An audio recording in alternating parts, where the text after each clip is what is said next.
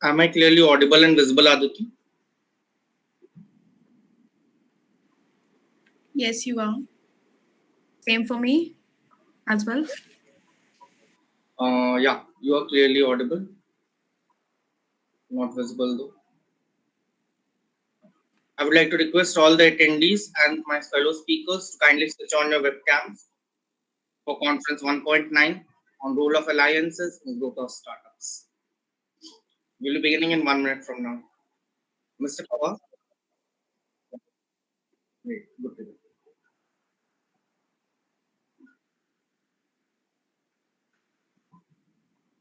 So, firstly, a hearty welcome, everyone. I'm P. Shravan Kumar, the founder of SK Associates and Group, and your host for today's conference 1.9 on role of alliances and growth of startups. And I'm Aditi Jain, the Chief Strategic Alliance Advisor of SK Associates and Group, and I'm Shravan's co-host for Conference 1.9 on role of alliances in growth of startups.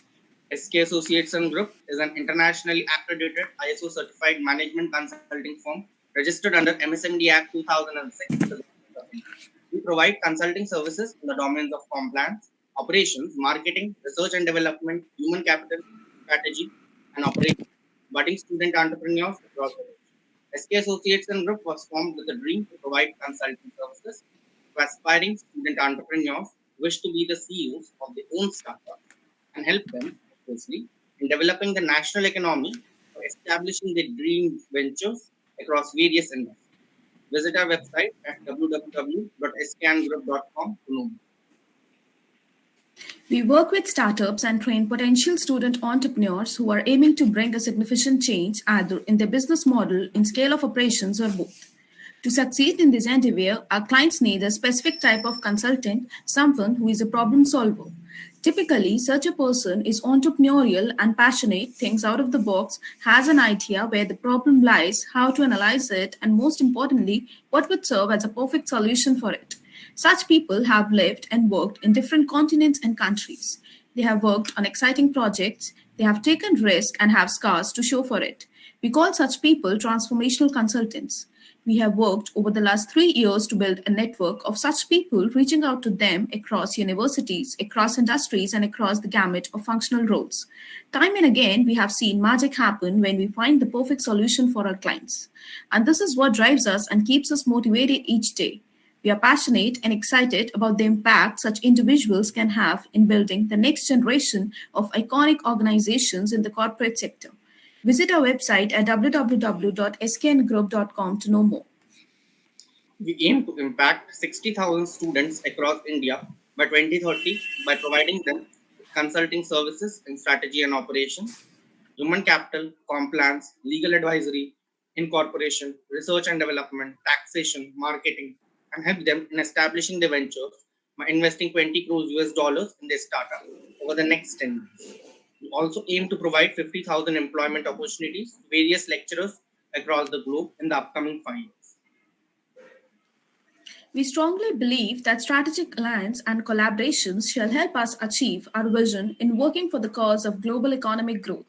Our executive management and alliance teams are always dedicated on working towards entrepreneurship development and community impact with a concentration on the point. Students are the upcoming future generations of a nation and need to be empowered for global economic growth.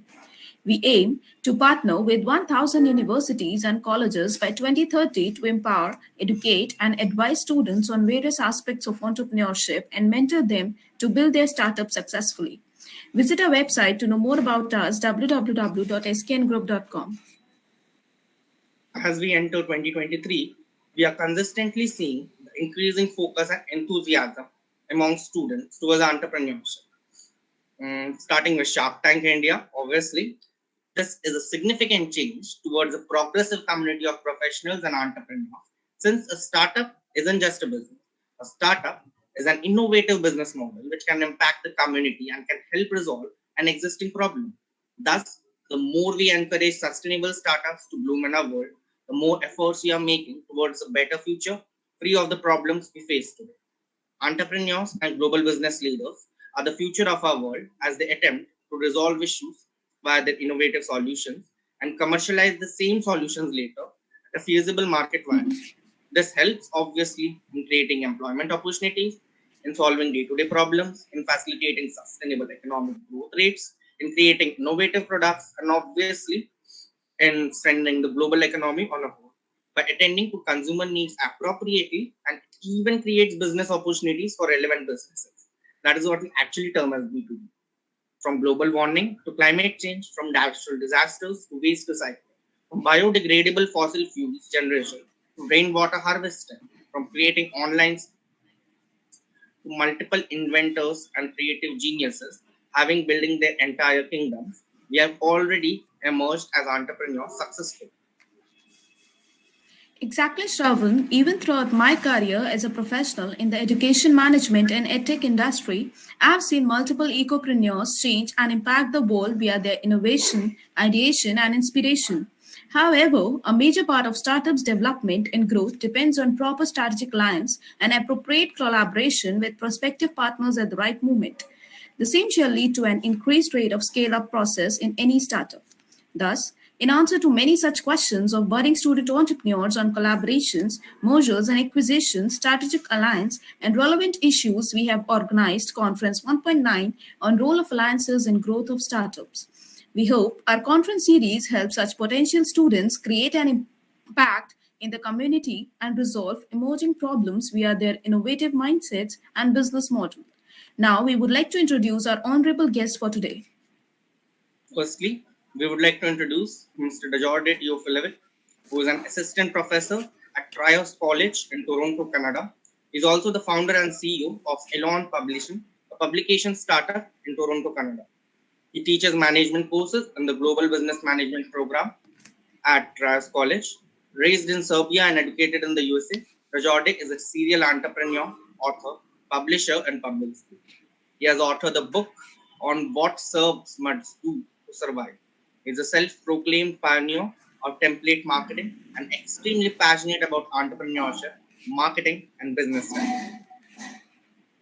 Our next guest is Mr. Sudhir Bhatia, who is a senior research fellow specializing in marketing and entrepreneurship at JJU Hisar, Haryana. He is passionate about the positive use of social media in these fields and has achieved academic excellence throughout his education. Mr. Sudhir holds an MCOM from JJU and has received awards from esteemed institutions and dignitaries such as Honorable CM Haryana, IIM Rohtak, and ICAI Hisar chapter. His work has been published in ABTC and ABS listed journals, and he has presented his research at numerous international conferences and colloquiums. Sudhir is committed to inspiring the youth of the country to stay positive and committed towards their goals to make the world a better place. In his free time, he enjoys writing poems and has authored 5 anthologies. Mr. Sudhir is highly regarded by his peers and mentors for his generous nature, inquisitive ability, and positive aura.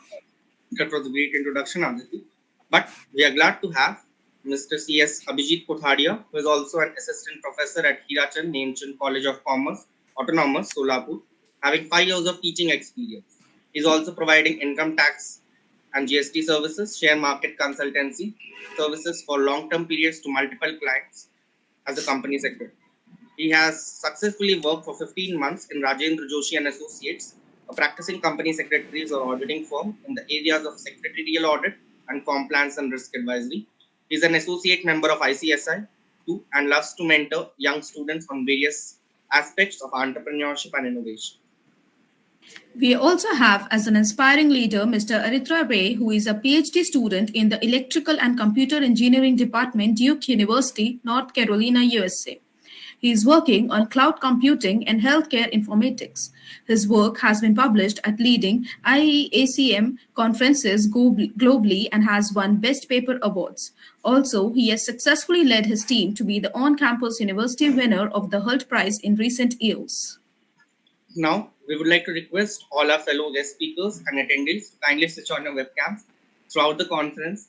We would also like to inform all of you that the HR team is consistently conducting polls in the chat box throughout the session. Kindly participate in them actively. Further, I would like to thank all the executive management team and the alliance team, including Ms. Aditi Jain, Mr. Digvijay Pawar, Ms. Vaishali Shri, and Advocate Riddhi Bhanushali, for constantly staying by our side and adding the valuable contribution for our growth and development of SK Associates and Group. From 10 July 2021, 2 years back till date, They dedicated an immeasurable contributions to the firm in terms of emotional support, recommendations for improvement and enhancement, team formation, incorporation, marketing campaigns, and many other infinite initiatives shall always be remembered by generations to come.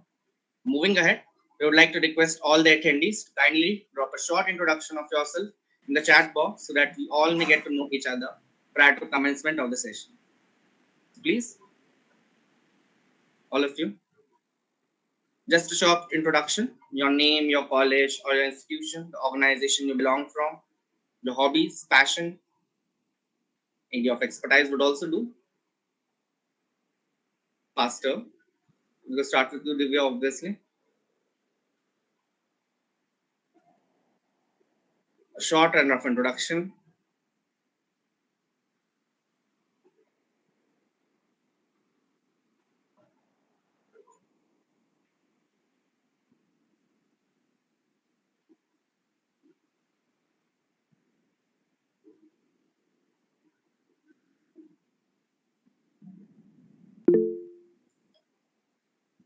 That's great.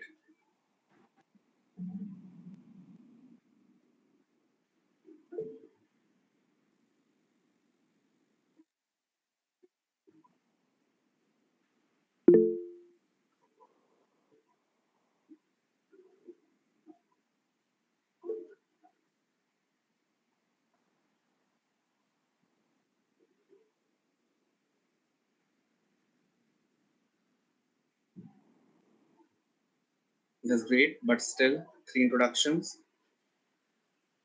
5. Queries shall be answered at the end of the conference or after commencement of each of our speeches. Our guests shall be answering your queries in a one-on-one. No raising hands immediately. Please lower your hands.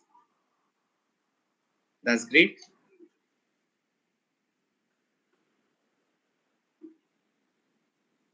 Amazing. So we are MBA grads, BBA grads, 12 plus students. Good. Even advocates and lawyers. Excellent. I guess you can continue from your Aditi.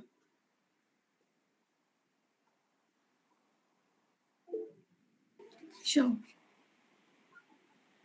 Thanks for the compliments, Shravan. We have a long way to go together yet, and I believe that together we can achieve milestones as a team. Now, we would like to invite Mr. Sudhir Bhatia to enlighten us with his insights on Alliance in Startups.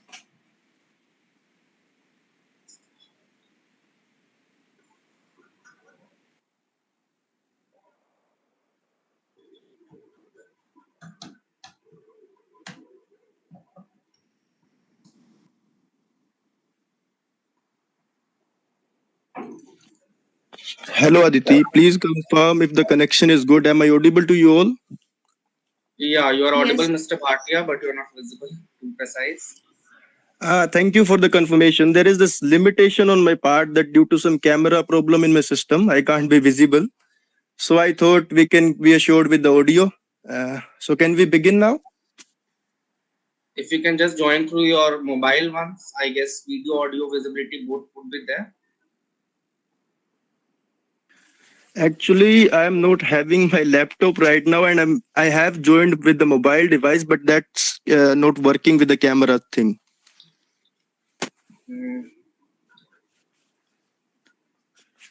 Okay. So I think we can begin. Fine. Good to go. So, a very good evening to you all, including the organizers, distinguished fellow speakers, and all the young and beautiful knowledge seekers. I am Sudhir Bhatia, a researcher at Guru Jambeshwar University of Science and Technology, SAR, and I am really honored to be virtually present as a guest speaker at Conference 1.9, discussing the critical topic of role of alliances in the growth of startups. Before I delve into my speech, I would like to express my heartfelt gratitude for the opportunity to speak at this prestigious conference. And this humble invitation was sent by Madam Usha to me. It's an honor to be in the company of such distinguished personalities, including Mr. Shravan Kumar, founder and CEO of SK Associates and Group, Ms. Aditi Jain, Chief Strategic Alliance Advisor in the organization.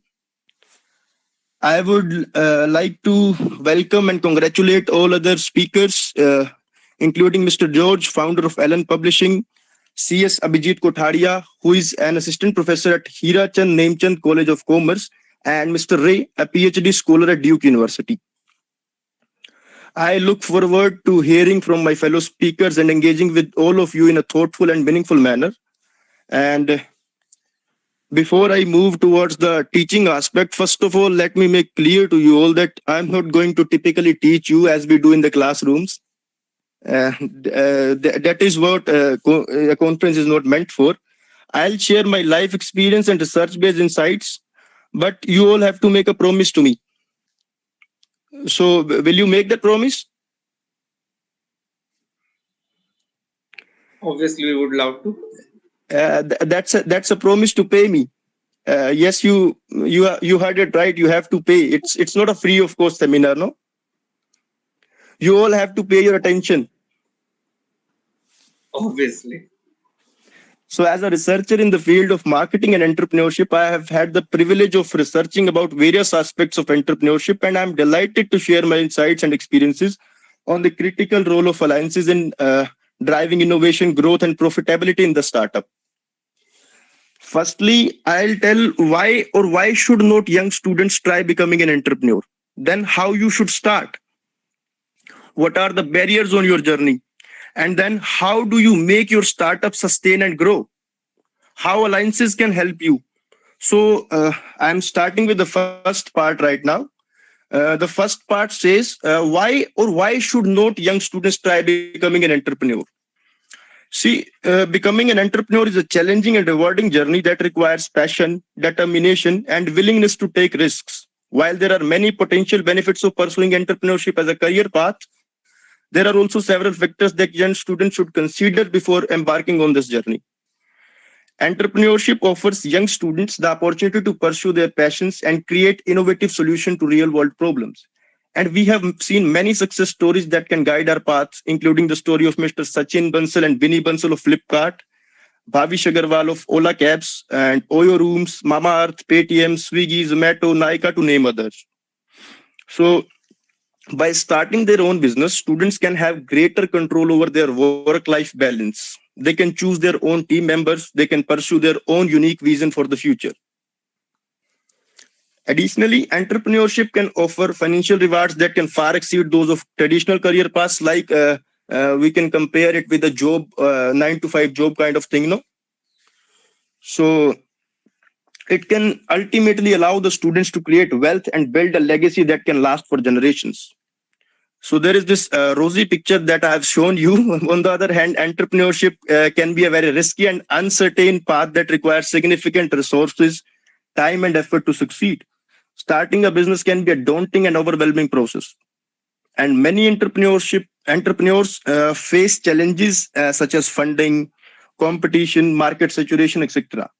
Moreover, entrepreneurship can require a high level of dedication and commitment, which may come at the expense of other important areas of life, including family and friends, leisure time, etc.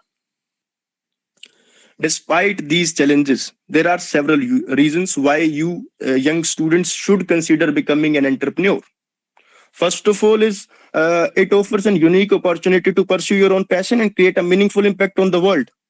By starting your own business, you people can solve real world problems and make a positive difference in the lives of others. So the second point is like entrepreneurship can offer you high degree of flexibility and control over your own career, and it can allow you to shape your own future in your own unique manner.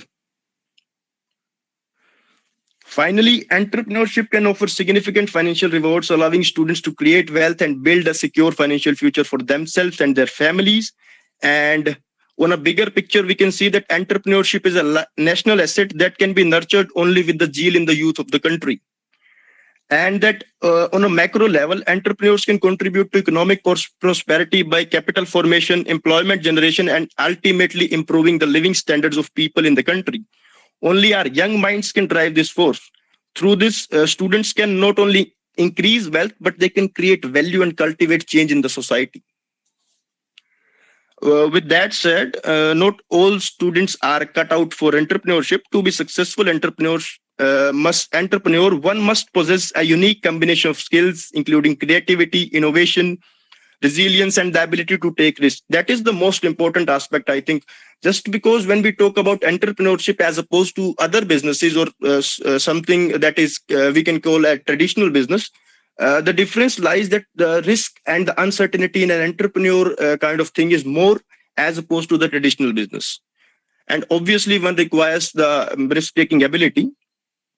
Additionally, entrepreneurship requires a high degree of discipline, focus, and hard work, which may not be suitable for everyone, obviously. But considering these all facts, we should not be thinking that it is impossible. What you students, what you young people have to do to like build a entrepreneurship firm or to build a new business, what you all need to do, you just need to take control of your life. You need to cultivate right habits and ultimately be the one who inspire others. Habits, are the most important aspect of everyone's life, and these habits make us or mar us. Only barrier on your journey being an entrepreneur is you and only your limiting mindset. Am I clear on this? And I think these things can be helpful to know, just because ultimately your mindset is made up of certain habits. And if you have a positive mindset, you can achieve anything in your life. So now I can move to the second part. Now that we know what is entrepreneurship and that almost of the students should give it a try irrespective of the fear of failure, let us shift our discussion to how to start a business. Now that we know that entrepreneurship is something, we can say it is a very good thing, and we should give it a try at least. So how do we do it? As a young student, people don't have an adequate set of knowledge and skills like, what should I do? I know that there is this thing, entrepreneurship, but how do I do it? So starting a business as a student can be a very daunting and overwhelming task, but with the right guidance and resources, it can also be a fulfilling and rewarding experience. Entrepreneurship can be of many types. It can be a small business, it can be a large company, it can even be social entrepreneurship. And but I can assure you that with this guide that I am providing you, it can help you a lot in all of the types, not in one type, not in a small business, not in a larger company, not in social entrepreneurship. In almost of the areas, this guide can help you. So what you have to do, the first step is you have to identify a problem or need. That is what marketers also teach. The first part in the marketing is you have to identify a need. The first part in research is also same. You have to identify a problem or need, then you have to move ahead with the problem. And in research community, we do have a saying that some professor has told in any of the conference I attended, that in research you cannot say I am in a problem just because you started with your own problem. That is what we people do. So the first step in starting a successful business is identifying a problem or need that exists in the market. You have to look for the gaps in the market or areas where existing solutions are inadequate. Just because there are problems where solutions are not adequate, there are solutions are already being provided in the market by some of the people, but those are not adequate, and you have to brainstorm innovative ways to address these issues. As an example, we have Shravan Kumaran and Sanjay Kumaran. At the ages of 12 and 10 respectively, they identified a need for affordable mobile applications for young people, and they founded a firm called Go Dimensions, a mobile development company that has developed over 50 apps and earned them a title of youngest mobile app developer in India. How were they able to do this? Just because they identified the gap in the market that existed. So next step is to conduct market research. Once you have identified a problem or need, you have to conduct market research to determine the potential demand for your solution. Even if you know that there is this gap, you have to ascertain what demand do we have, or what demand will we have about the same product, about the solution which we'll offer. So for that, you have to analyze the competition also in order to understand the target audience and gather the feedback. For the example, we have Ritesh Agarwal. We all know him, who started Oyo Rooms at the age of 19, a budget hotel chain. After realizing that there was a gap in the market for affordable standardized accommodation, he conducted extensive market research and used customer feedback to improve his product. The third step is you have to develop a business plan. A well-crafted business plan is essential for any successful business. This should include a description of your product or service, a market analysis, a financial plan, and a marketing strategy. A business plan can help you stay focused and organized as you work towards launching your business. There is this example of Ms. Kavita Shukla, who at the age of 17 developed a natural fruit preservation solution, fresh paper, to address food waste in India. She created a business plan and used her product to win multiple business competitions and secure funding. Maybe some of us know her and some of us don't know her. But the fourth step ultimately is secure. You have to secure a funding ultimately. We have moved ahead from, we had identified a need, we conducted market research, and we developed a business plan. I'm sorry. Then the next step is just because we all don't, as a student entrepreneur especially, we don't have enough resources to carry on a business. So starting a business often requires significant financial resources. Explore different funding options such as loans, grants, investment to determine the best way to finance your venture. And in case of social entrepreneurship, there are many government schemes also available. We can seek help from government also upon the social issues that we wish to provide solution for. And ultimately, the fifth step is we have to build a team. And a successful business requires a strong team. Identify individuals with complementary skills who share your vision and can contribute to your business success. And the next step is we have to launch and market our business. Once we have developed the product or service and secured the funding, it's time to launch our business. And ultimately, what we have to do is we have to constantly improve. Now that we have launched a business using this 6-step guide to how to start a business, what we have to do, we have to look for constant improvement. The key to long-term success is constant improvement only, continuous improvement.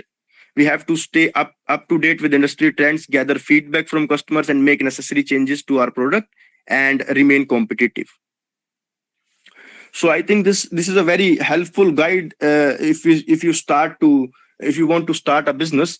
And starting a business as a young student can be an exciting and rewarding experience. By following these steps and leveraging available resources, young entrepreneurs can turn their passion into a successful and profitable business.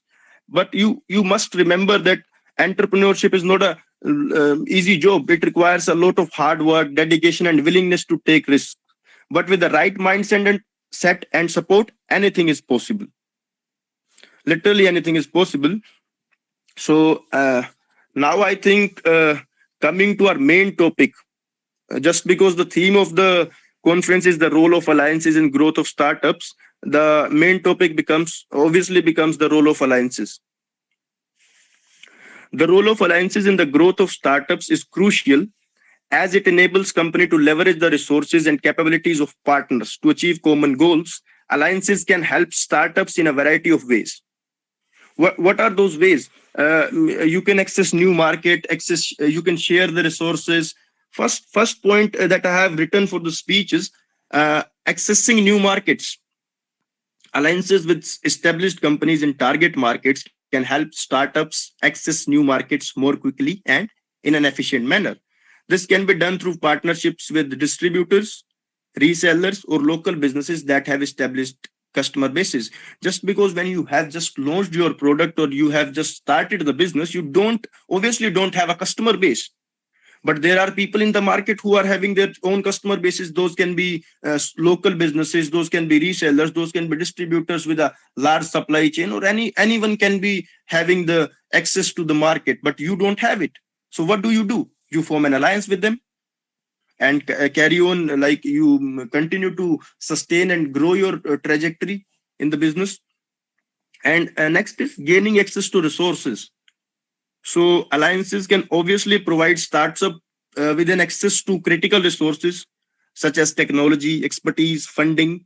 Startups can leverage the expertise of their partners to develop new products or services, while also gaining access to funding and other resources that may uh, they have not had otherwise, that they don't have otherwise. So the next and the third benefit that I have written is reducing costs. Alliances can help startups reduce cost by sharing resources and capabilities with partners. This can be done through joint procurement or sharing of manufacturing facilities. So, just because there are two manufacturers, let us consider manufacturer A and manufacturer B. If they are having a shared plant where they can manufacture their product, it is a win-win situation for both of the people if they are doing it in a joint manner. The next is building brand awareness. Alliances can help startups build brand awareness by partnering with established brands. By associating with well-known companies, startup can build a credibility and gain recognition in the market in a quick manner. We can do it at our own also, but if we have to do it in a quick manner, we can like leverage the already created brand of some other like market partner. The next point is mitigating risk. Alliances can obviously help us to mitigate risk by sharing the risk with the partner. With the partner, we can share the risk, and this can be done through joint ventures where risks and rewards are shared equally between partners. In order to maximize the benefits of alliances, startup must carefully choose their partners and develop strong relationships with them. This requires clear communication, trust, and a shared vision for success. Startups must also be willing to be flexible and adapt to the need of the partners. And there are some examples which I have quoted from the Indian startup ecosystem. These include Flipkart and Walmart. Flipkart is an Indian e-commerce company. We all know that. These people formed an alliance with Walmart, a US-based retail giant, in 2018. And the alliance allowed Flipkart to leverage Walmart's resources and expertise to expand the operations in India. The next like example of a successful alliance in Indian ecosystem is Ola and the Hyundai, a South Korean automaker that they did this alliance in 2019. The alliance allowed Ola to gain access to Hyundai's electric vehicle technology and expand its electric vehicle fleet in India. The next is Swiggy and Zomato. We all know these two companies as a sharp competitor to each other, but we maybe not knowing that these people have also formed an alliance with each other. Swiggy and Zomato, two Indian food delivery companies, formed an alliance in 2020 to create a single platform for customers to order food from. The alliance allowed the companies to better compete with international food delivery platforms like Uber Eats and Deliveroo. These examples like highlight the importance of alliances. Now we all know the benefits, but knowing what are the challenges is way more important. How do you form an alliance is way more important, and I think the prestigious SK Group can help us a lot in that, and they are doing a commendable job in that. So while forming and managing alliances can bring significant benefits to startups, it also comes with a set of challenges, and these challenges may include issues related to culture, communication, control, and the most important factor, I think, is trust among others. This is the far more important and like critical aspect in all of these challenges that I have identified in my research and all those activities that I do in my university. So I think the first point is cultural difference. Startups may face cultural differences while forming alliances with partners from different countries or regions. When you come from India and you want to form an alliance with a company of Germany, obviously there are cultural differences and you may face several cultural shocks also. So to overcome this challenge, it is important to understand and respect the cultural differences of the partner and to communicate effectively. That is the communication is the key here. What you have to do, you just have to if there is something you don't have a clarity on, you go and ask about that, and you have to respect the cultural difference that exists. Next is communication. Communication breakdowns can be a major hurdle for alliances. Startups should establish clear communication channels and protocols and ensure that communication is open, honest, and regular. The next point is control, where we may have a conflict with our partner. So, startups may struggle with maintaining control over their operations and intellectual property while forming alliances. To overcome this challenge, what we should do is we should establish clear boundaries and agreements with partners and ensure all parties understand and respect these boundaries.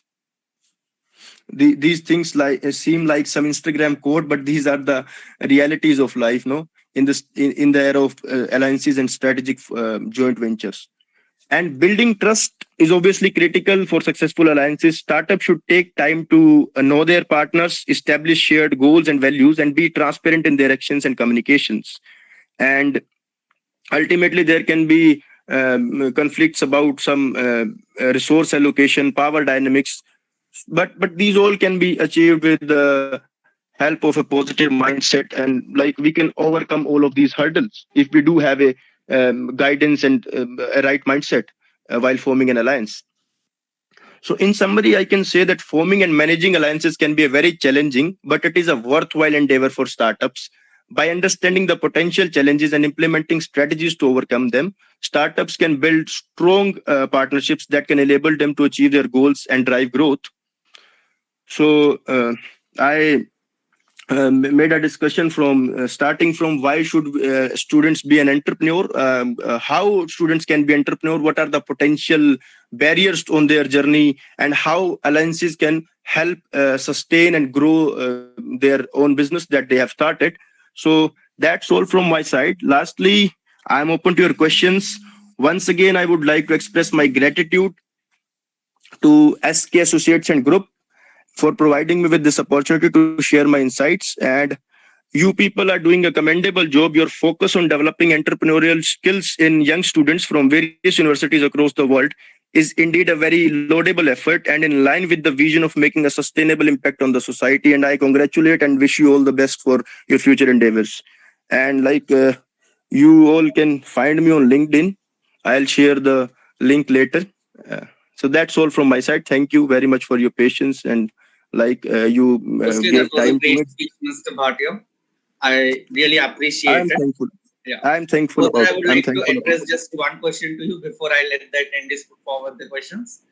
As a Yeah. PhD scholar yourself, you must have observed that achieving a PhD takes an effort of minimum 5 years on a whole. Yeah, In yeah, the yeah, similar yeah. manner, in entrepreneurship, startups at least take a duration of 5 to 15 years to be established. So, how would you Yes, we try can to say. correlate the role of patience in both of these domains? Just because patience is the only thing we can do is a straightforward answer, I think. Otherwise, we can do many things to cope up with the stress we will have. Just because entrepreneurship and research both are a similar kind of journeys, and we cannot ignore the difficulties. Just seeing that I'll be that, I'll do that, I'll make a change in the society, I'll be an inspiration to others. But you just have to recognize, we can say, you have to embrace everything. You have to embrace the pain coming with it. You have to know, you have to allow yourself to be uncertain. You have to allow yourself to be in a difficulty. That's how you manage it. If your mind is in difficulty, what do? You say just go and do whatever you want for 10 minutes or 5 minutes. But the straightforward answer would be patience is the only thing that you can have. Point.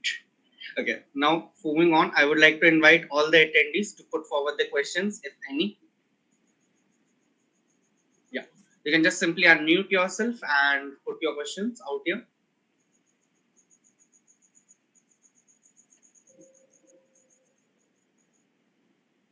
Divya, Surbhi, Tejal, Abhinav. Hi. Hello, Hello. hello, Am I hello. audible? Yeah, you are audible. Okay. Thank you, sir, for the wonderful session. I just have a very small question.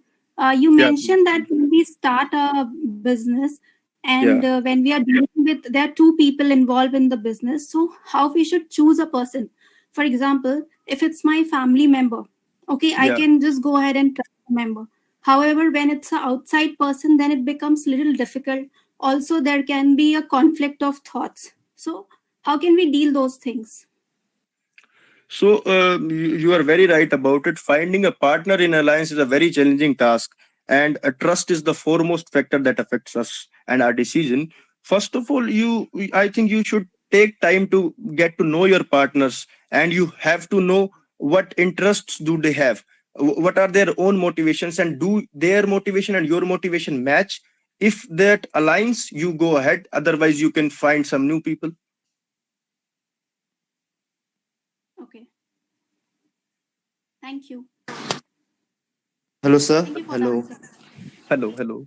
Yeah, sir. Can I get a brief of what happened till now? I was not present in the meeting. I just joined right now.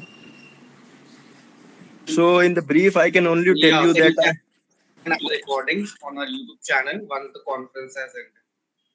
I hope that's fine. Further, any more questions? None? I guess that's it then. I would like to thank Mr. Sudhir Bhatia, Research Fellow at Guru Jamaleshwar University, for his amazing and appreciative speech. You informed us on many new aspects, especially the case study on Zomato and Swiggy Alliance was of quite interest. Further, moving on, I would like to invite Mr. Dajorte Teofilivio, founder and CEO of Ilion Publishing, to commence his speech. Thank you very much. Just please confirm that you hear me well. You can give me the thumbs up or just give me a sign that everything is fine and then I'll get going. Yes, we can hear you. Okay, thank you very much. So, as I mentioned already, I would like to share experience that I had regarding entrepreneurship. And when it comes to entrepreneurship, I know books are written, strategies are developed, but my experience is that for entrepreneurship, what is required, adaptability, creativity, and seizing the opportunity. Every situation in entrepreneurship is unique, and if we start a business, or if we have idea for the business, whatever we would experience would not be the same as it was written in the books, because there are so many variables that affect us. Alliances are important, and I would say that what is most important in the case that I had was that idea is not falling on deaf ears. And I had an idea and I had the entire structure that was just supposed to be supported a little bit. And I think it could create something. I can never guarantee that there would be a success. But to make a long story short, I was teaching at one business school in India, and I had about 200 students. I do write books, and during the process, during that course, I realized that the writing skills of the students that I had was amazing. And I talked to some students, and I came up with an idea, and I asked school to support me on that. The idea was to try to convert 200 students into entrepreneurs, or not necessarily to make them entrepreneurs, but to give them opportunity to experience entrepreneurship and to use it even as a hobby in addition to what they were doing. So this was the idea. I was teaching principles of management class, and we had organizational behavior book. That organizational behavior book had about 20 chapters.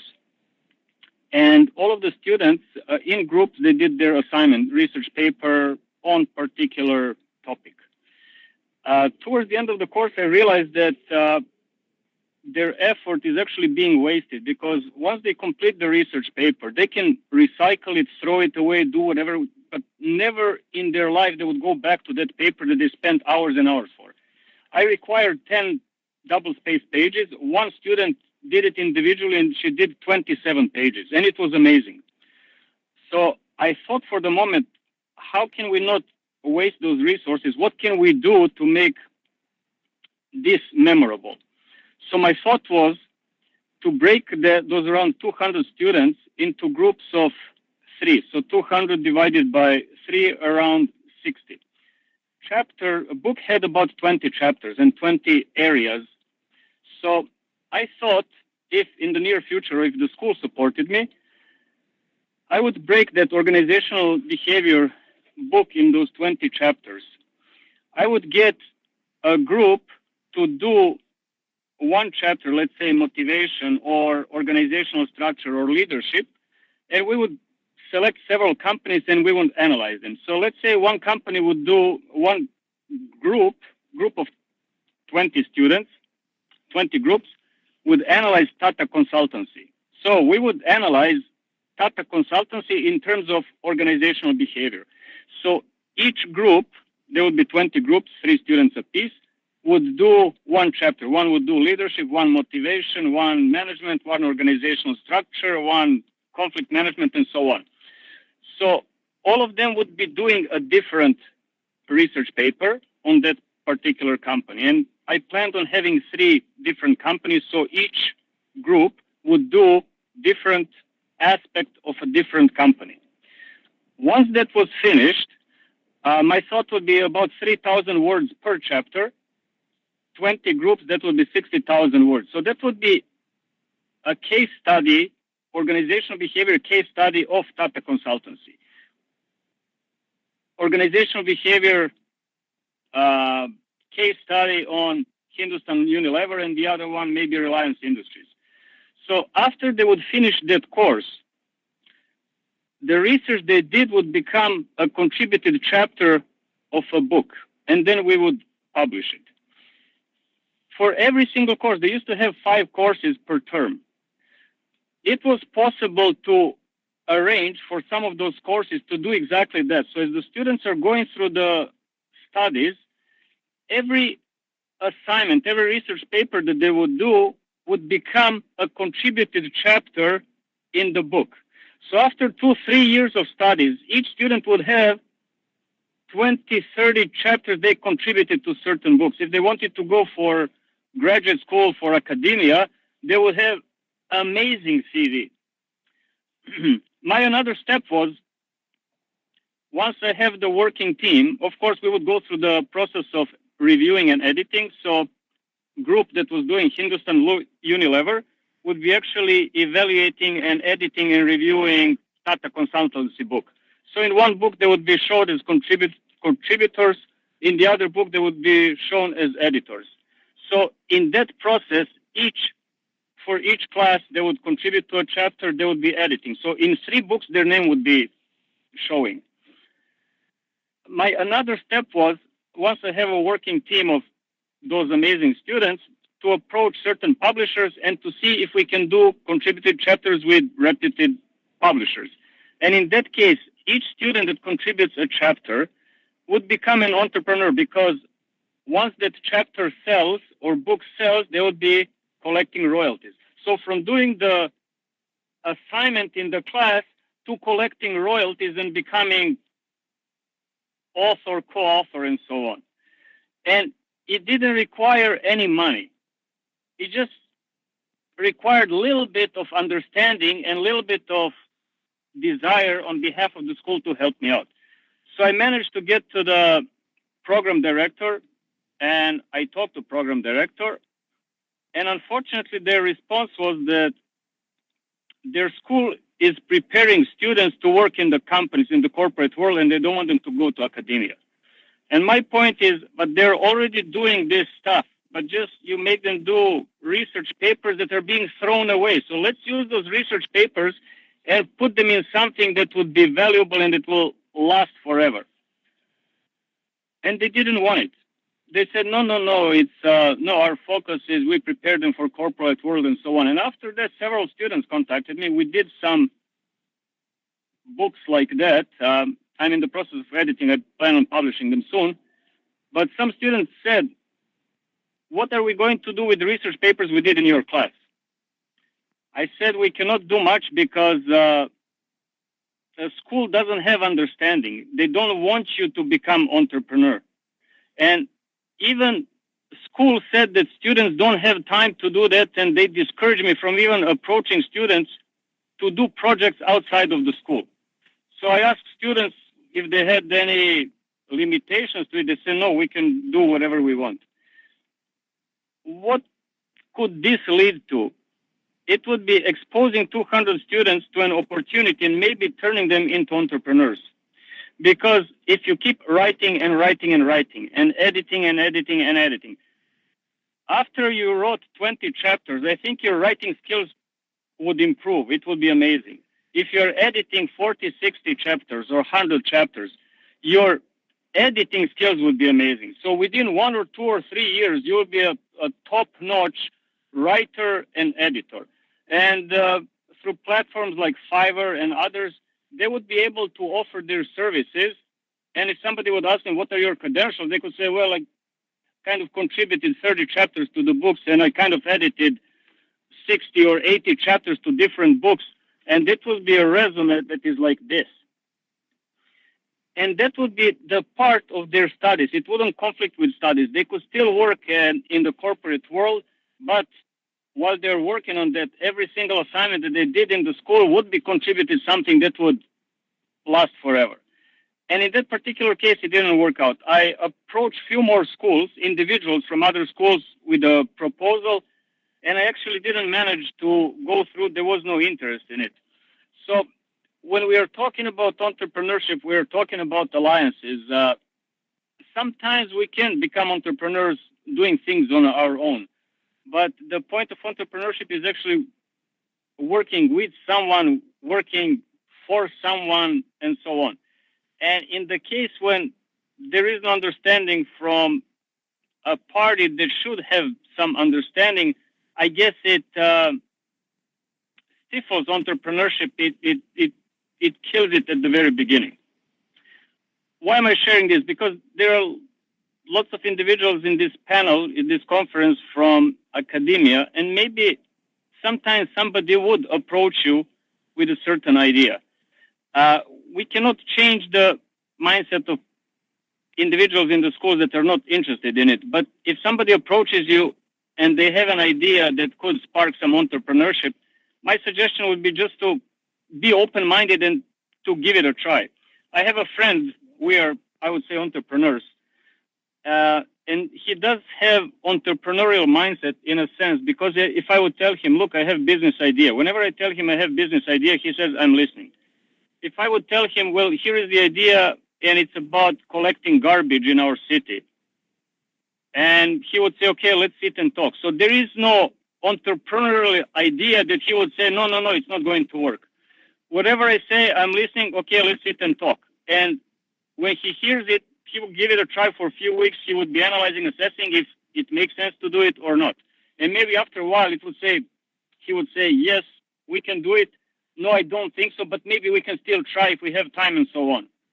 So that's exactly entrepreneurial spirit. And especially business schools in India should be the one that are pushing for entrepreneurship. And especially if it doesn't require anything in addition to what students are already doing, and especially it doesn't require any money. So students could turn into entrepreneurs from their rooms, and they could turn into their entrepreneurs while being students in their respective schools. The whole idea is, if somebody approaches you with a business idea, there is no way to determine success of the idea ahead of the time. The only way to know if a certain business idea, entrepreneurial idea, would be feasible or not is actually to give it a try. If somebody tells you this will work or this will not work, I don't believe in that. Only things that actually work in reality work, and those that don't work in reality don't work. But when somebody approaches you with a proposal, you cannot know if that is going to work or it is not going to work unless you give it a try. Unfortunately, in my case, in that particular case, they already knew that it's not going to work and they were not interested, and unfortunately, we didn't proceed with it. If anybody has any questions, feel free to ask. I'm willing to answer. I would like to invite the attendees, if they have any questions, they could simply unmute themselves and ask.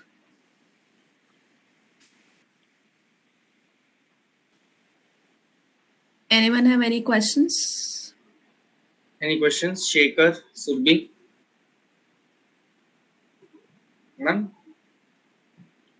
Fine. Any questions? You can just unmute yourself and address your question to Mr. Desjardins. Ananya, Anjali, Ankita, Arjit, Avantika, Devanshi, Divya, Gurleen. No questions? Okay. Mr. Desjardins, I had a question over here. If you could just state, like a case or a name of an example of alliance that happened recently in your country, in Canada, and which obviously resulted in the growth of both the firms.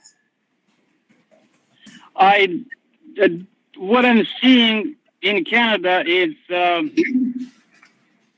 entrepreneurship on a small scale is not really encouraged. Lots of high-tech startups are supported by the government. So I see there is one Mars Center in downtown Toronto.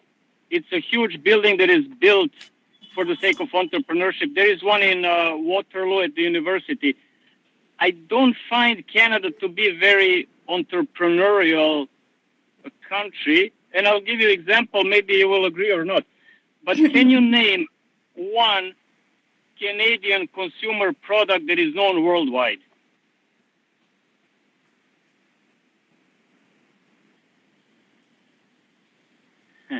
Well, that's the thing. Lots of things in Canada, when it comes to entrepreneurship, it's copying to what is done in the United States. But really, I don't see Canada as entrepreneurial frontier that you start something from scratch and you make it and so on. In the United States, I see it. Even if I ask you if you know any consumer brand from Sweden, you would probably be able to name a few. If I ask you about Korea, about France, about Italy, about Great Britain, Japan, India, you would be able to come up with it. But when it comes to Canada, even when I ask students here, they struggle. They say, oh, yeah, sure, there is Canada Goose. Yeah, but who cares in Africa about Canada Goose or in South America about Canada Goose jackets that are for winter weather? So that comes to entrepreneurship in Canada. It's copying to what's happening in the United States. There's lots of franchising, but really a startup that would change something that would be known worldwide, it doesn't happen. And even if it gets to the point that is kind of getting bigger, they're usually bought out because they don't pride themselves of having something like Chinese would. When they build something, they want it's matter of integrity to keep it in their hands. So here, as soon as it starts rolling, they develop something to sell it and make money. They don't develop to keep it in the family or to keep the name or so on. It doesn't really matter. So that's why they disappear fairly. They get integrated with bigger companies, and usually U.S. companies buy them out. So if you remember any consumer product from Canada known worldwide, let me know because I don't. No issues. I hope colleges and universities are taking initiative to establish entrepreneurship cells across education institutions to promote the same. Well, there is an expression somewhere. You can bring a horse to the water, but you cannot make horse drink water. So when I approach some and I say, can we meet for a proposal? Yeah, sure. And then they never call me. So I don't even bother. I'm not upset. Okay, if you don't have time, then if you don't have time to meet over the proposal, how would you have time for something serious? So it's actually good. You give up immediately and you don't waste your time and you just move on. There is no point of chasing someone with your ideas because, I find it's a waste of time at times. That's good. I would like to request Ms. Jean to carry forward from you.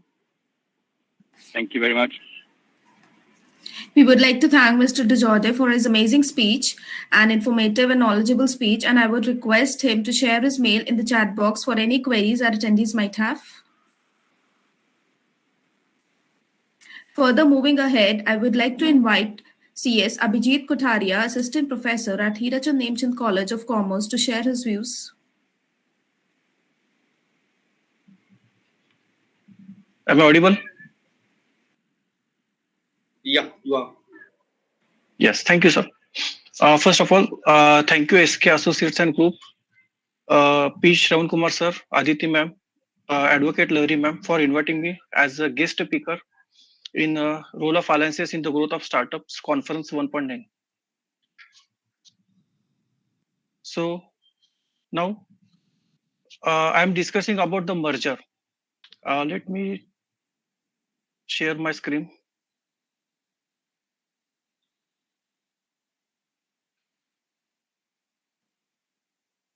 Yes, whether screen is visible?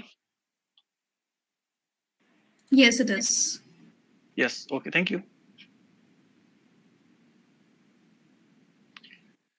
Yes, merger.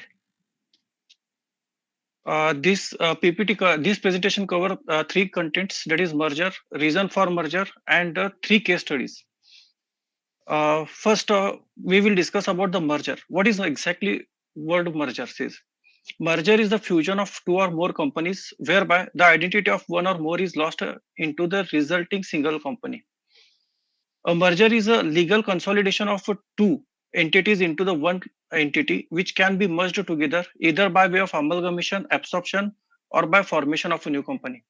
It means that in a merger, one company can acquire the another company, or two company can come together and incorporate a new company, a new setup. Okay, by way of incorporation of a new company.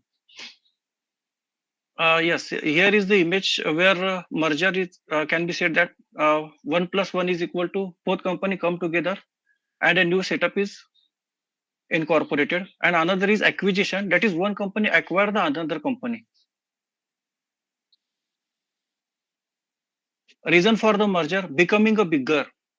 Many company uses merger to grow in the size, while it can take years or decades to double the size. It means that if you want to expand the business or expand the size of the business, merger is the best strategy for the companies. Because if you want to independently expand your business, it will take years or decades. So merger is the best option for expanding your business or size of the businesses. Another reason is tax benefit. Yes, as per our Income Tax Act 1961, it provides you a tax benefit under Section 72A. It means that you can carry forward and set off of the loss of the companies. For the 8 assessment year, it is mentioned in the Income Tax Act. Third reason is economies of a scale. Merger also translate into the improved economies of a scale, which refers to reduce the cost per unit. Yes, as the scale of the production increases, it reduces the fixed cost, that is reduces the cost per unit. So it will also benefit to the company as to remain in the competitive, or as to compete into the market. Another reason is acquiring the new technology.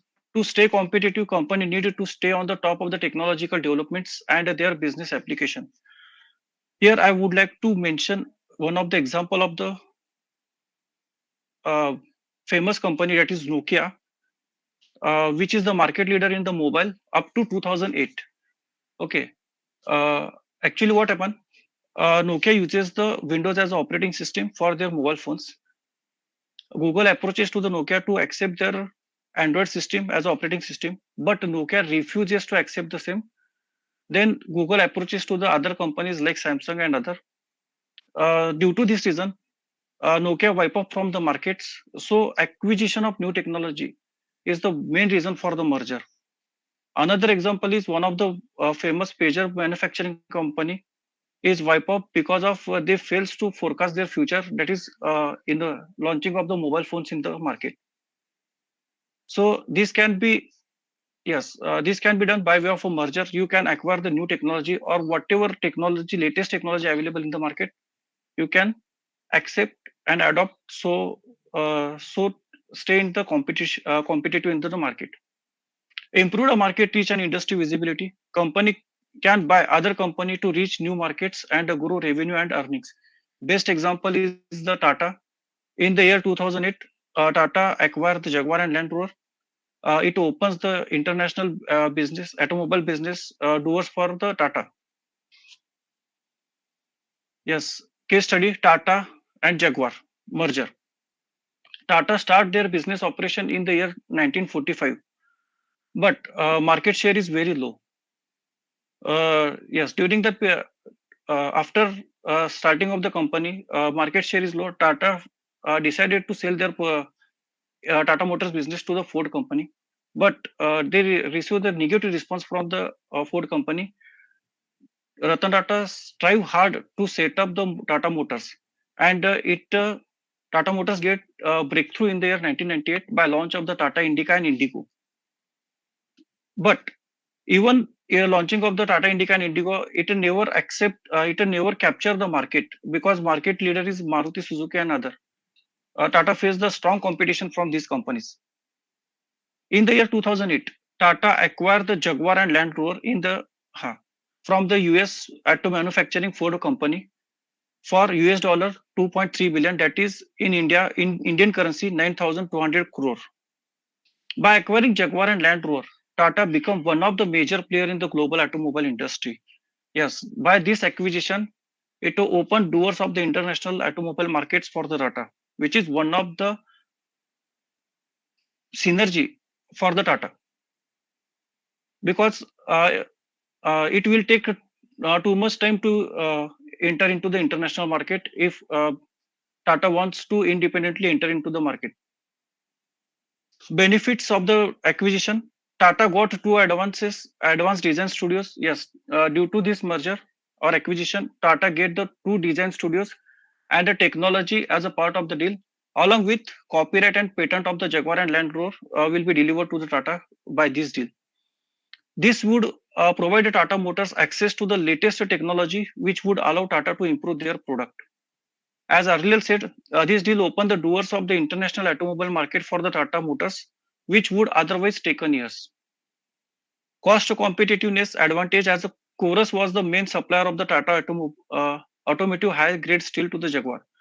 Yes, Tata in the year 2000, Tata also acquired the Chorus company, which is the major supplier of the basic raw material to the Jaguar. So it is a synergy to the Tata Motors. Why? Because raw material supply is at cost. Because both the companies are now for Tata's company. So it will lead to the synergy benefits to the Tata.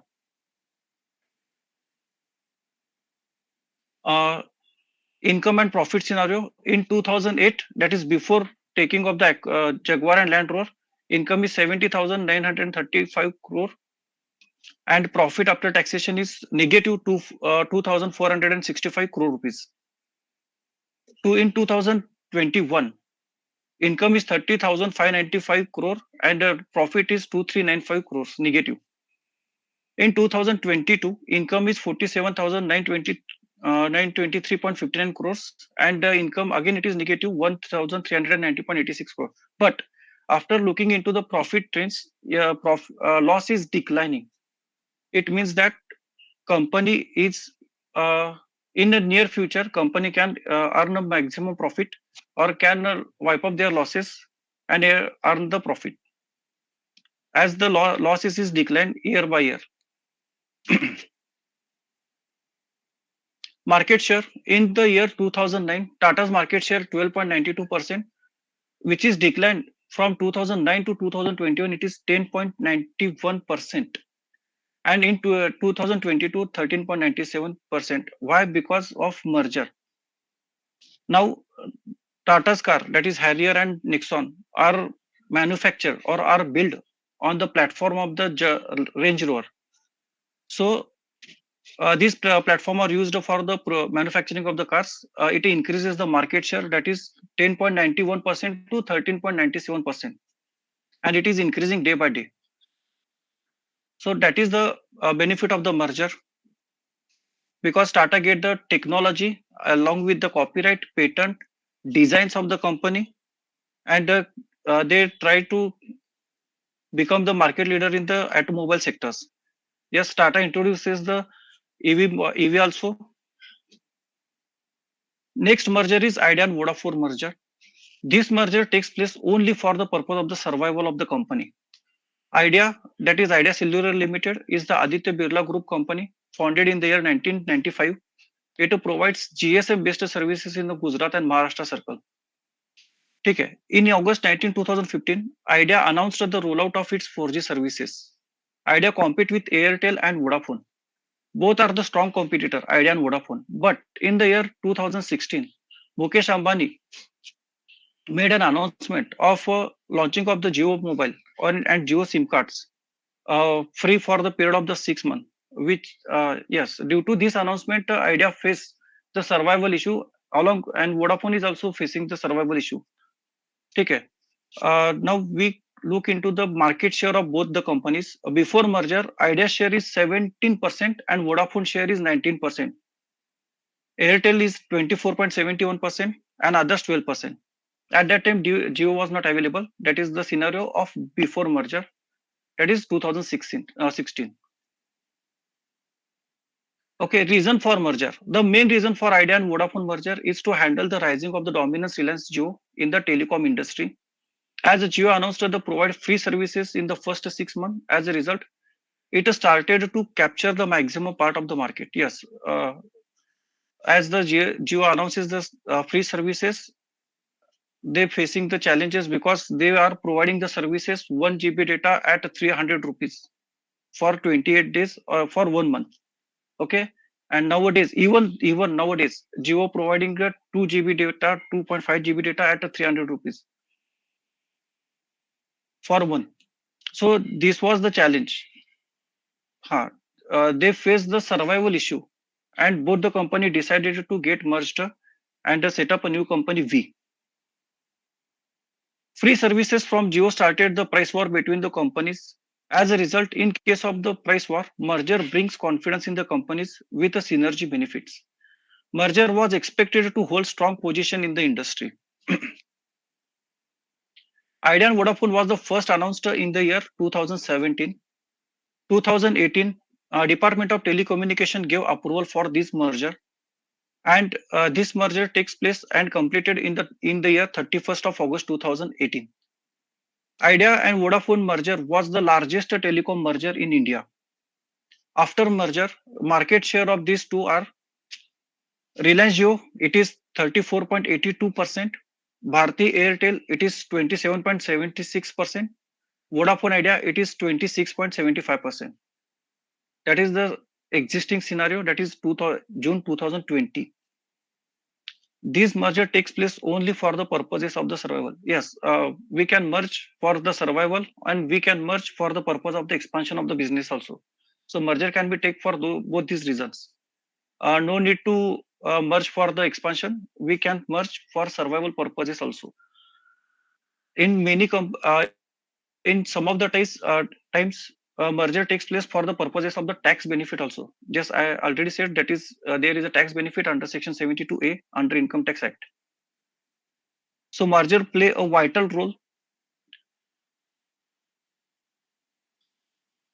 Now third merger is merger of HDFC with HDFC Bank. This merger not taken place. It is under process. It is under process. It will take around 2 to 3 years to complete the merger. But this is the latest one, so I have taken this for the discussion. Housing Development Finance Corporation Limited is the biggest housing finance company in India, will be merged into the HDFC Bank Limited at the largest private bank in India. Benefit of this merger may reduce the proportion of the unsecured loan provided by the HDFC Bank. Second is the combination of both entity of provide strength to the HDFC Bank by adding to the dominating position of the HDFC Limited into the housing finance sector. Third benefit is the announcement of this merger gives a positive impact on the share prices. In the long run, this merger will help to cut down the cost of the loan pricing, cost of operation of the establishment. And fifth benefit is this merger will become the beneficial for both of the entities by creating increased scale, comprehensive product offering, and the ability of the drive synergies across the revenue opportunity, operating efficiencies.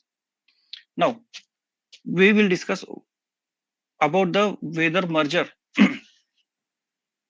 is not easy as we have discussed. It is a lengthy process. It is a complex process. It will take around 3 years to complete the process.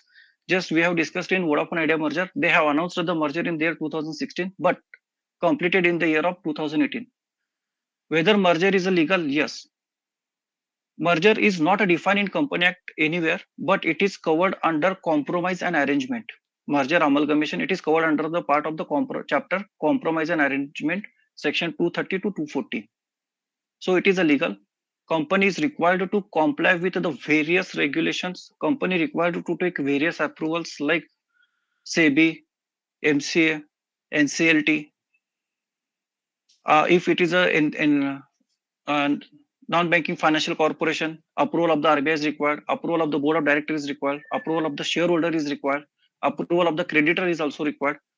So company is required to comply with the various approvals. It is a complex process. It will take around 2 to 3 years to complete the merger.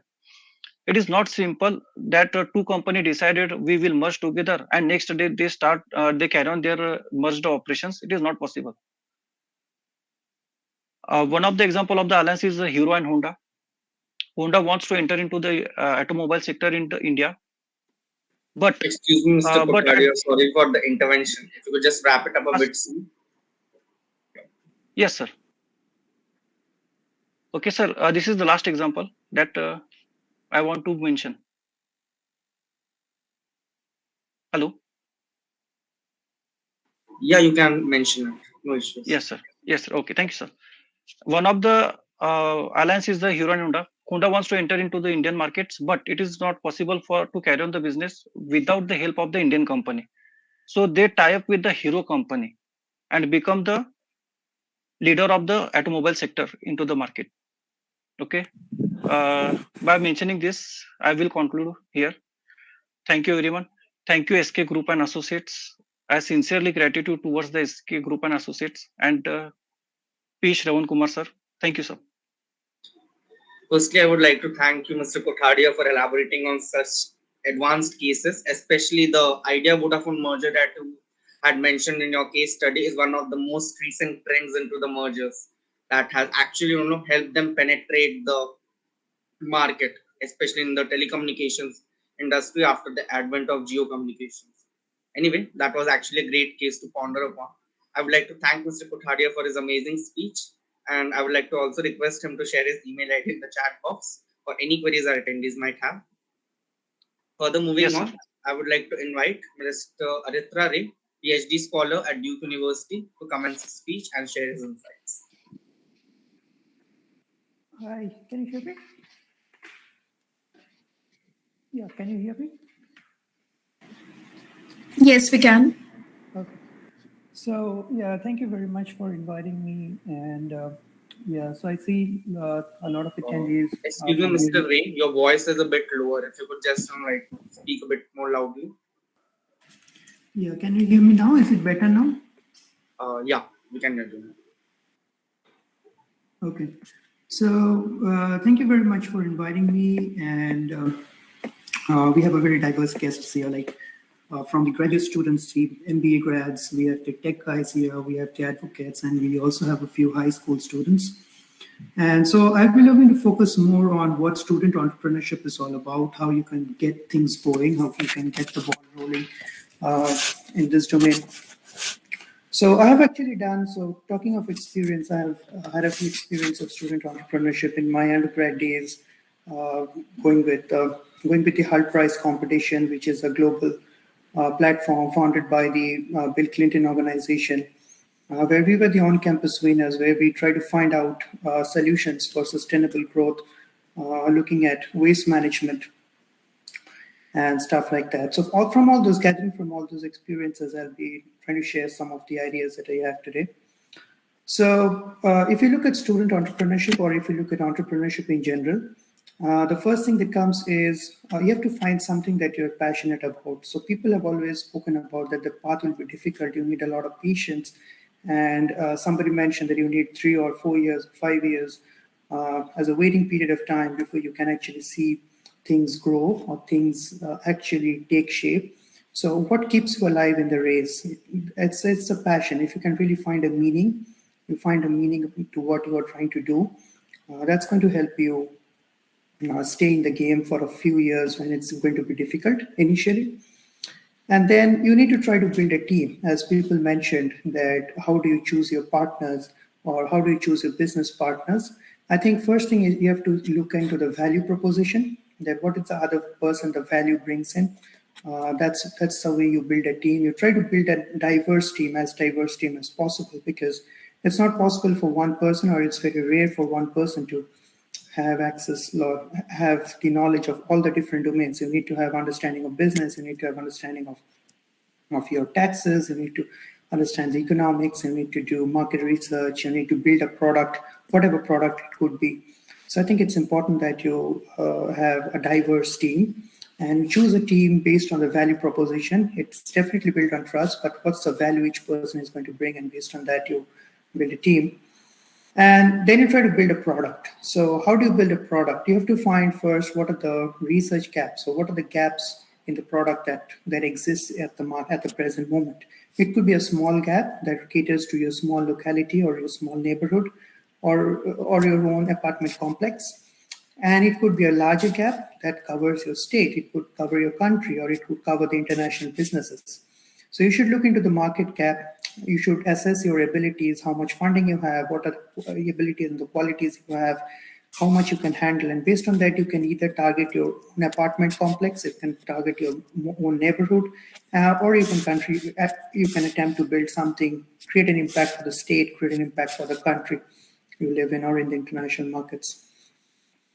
So another important part would be to run the market service, because before you start building a product, or even if you start doing the pilot study, you might have lots of fancy ideas. I would call them fancy ideas in your head, which you think these are very exciting and this is something the customer wants, or this is something people are willing to pay for.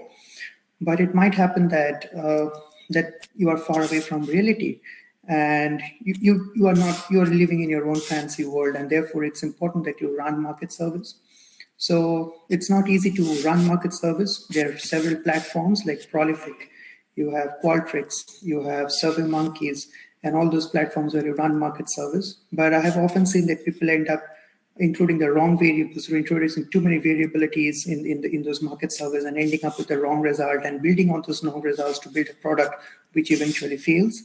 So I think people should learn how to do market survey, which are very basics. And these things can be done even when you're at school, even when you're taking your courses, even if you're doing your class projects. You try to do some market research, try to see how those platforms work, and how to introduce the variabilities, and how to assess them.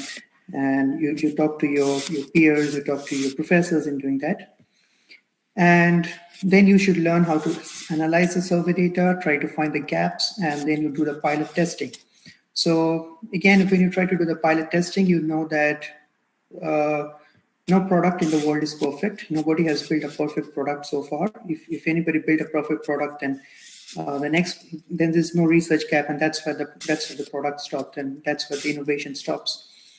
So when you build your product, it could be any sort of product, like it could be a very innovative product, or it could be something that's kind of just solves a small problem, or some issues, which might not be on a very larger scales, but it could be small issues like supply chain management issues, or you can start building the next phone, or the next tech gadget, or the next smart device that people need.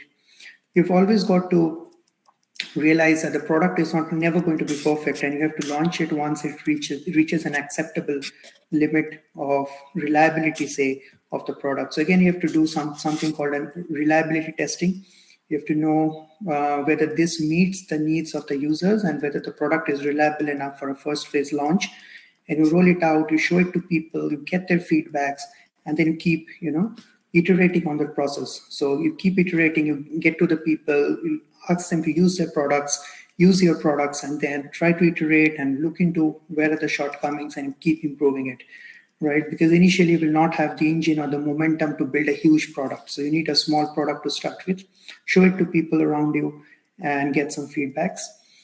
And the next part, I think you should learn how to pitch your ideas, right? So you should have the ability to understand that this is my value proposition, and I want to convey it to somebody else in a very short period of time. You should be able to talk about your product, about the value you offer in 15 to 20 seconds or 30 seconds. It's called the elevator speech, elevator pitch, where you meet somebody on the elevator and you need to explain them what your product is doing. So It could be even a tagline. If you look at products like Apple, they say we make the best phones in the world. If you talk of Microsoft, they talk about we make the best software in the world. So you have to have some kind of a tagline that this is what we are trying to make. This is a market we want to get into. Look into the competition over there, and you build a product. So again, the key idea would be to build a product that serves the needs, but it also should be sustainable. It's not that you keep investing in the product and you just keep scaling out and you never reach a sustainable growth point where you can actually sustain it and keep it running and have a long-term runtime growth. So I think that's important, that you build a product that is also very sustainable. And to talk about alliances, I think this is where this is one of the key points of the discussion today. So alliances is when to form alliances. That's the important question I think people should be aware of, because the other speakers have already spoke about what are the benefits of alliances, some examples of alliances, and the tax merging and all those stuff, the economic aspects of having a merger. But I think the first thing you should understand is when to have an alliance. And that also leads to the question is when you should start your business. So I think you should look into what is the research gap, or what is the gap that exists in the market, and whether I have in myself or in my team the enough ability and the enough power to solve the problem, or enough power to build a solution that would be able to address the problem. So do we have enough value in ourselves to build a product, to form a company, right? That's when you start to building a product. That's when you start to think of a product.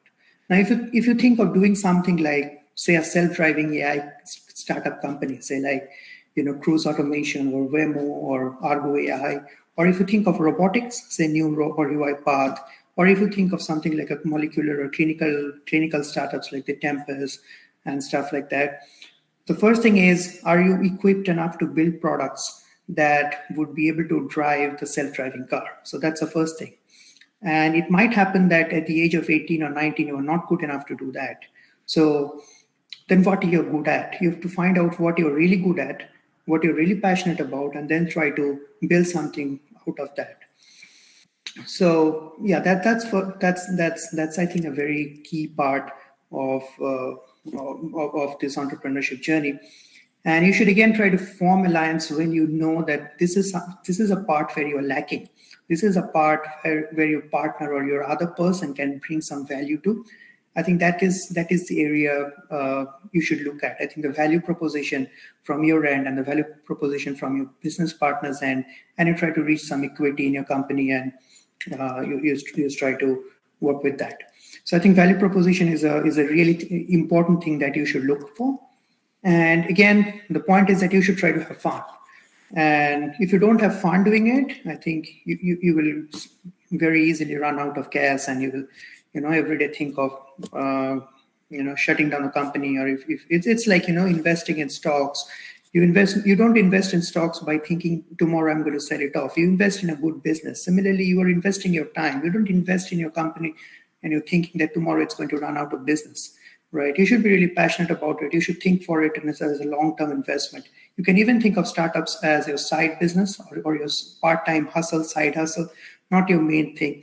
And then when you see that it's able to pay your bills, and it's able to double the salary you're getting from your job or something, and then you get into it in a full-fledged manner. So I think experience matters. I think even at a young age, you should get involved in a lot of this kind of activities, get exposure to it, and be open to failures. If you don't fail, then you're probably building a wrong product. And I think you fail 5 times, 6 times, that's great. Because every time you fail, you don't think that you're going back to ground zero. You're starting off from some other experiences you already have. So yeah, you just keep failing, you keep iterating, you take the positives out of it, do the next job. And then I think that way you can definitely progress.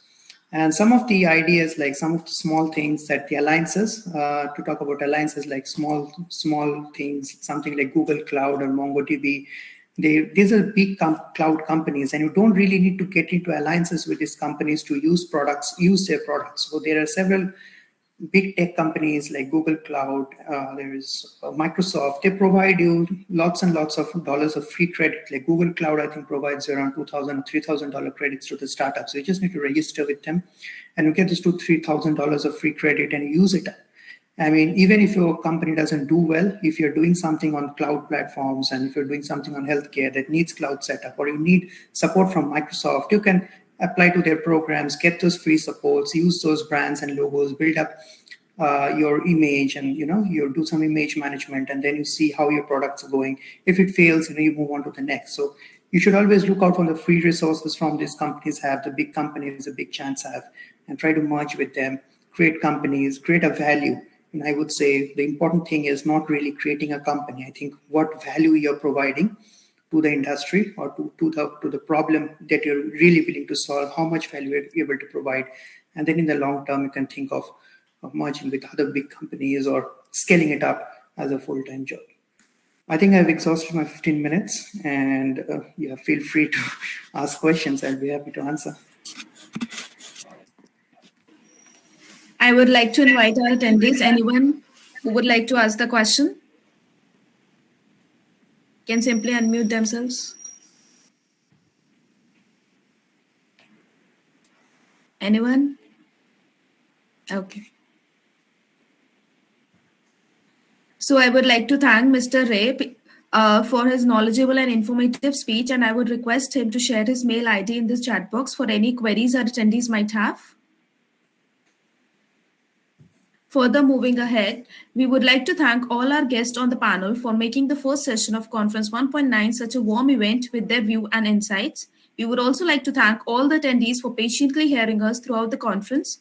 We would like to request all the attendees to vote for today's best speaker by typing the name of your preferred speaker for the day in the chat box. First, everyone, just type out the name of your favorite speaker to vote for them in the chat box as well. And the voting will be held again in all the conference groups and polls, but perfect. Good to go. Faster.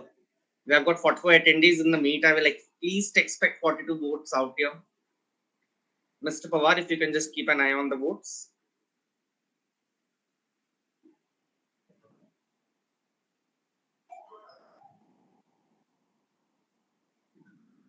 Yeah, great. Faster, please.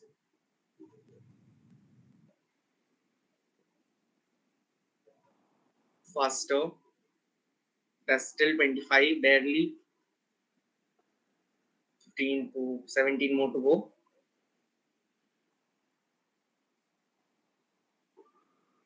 Great. Faster. Good to go then. Aditi, I think we can continue.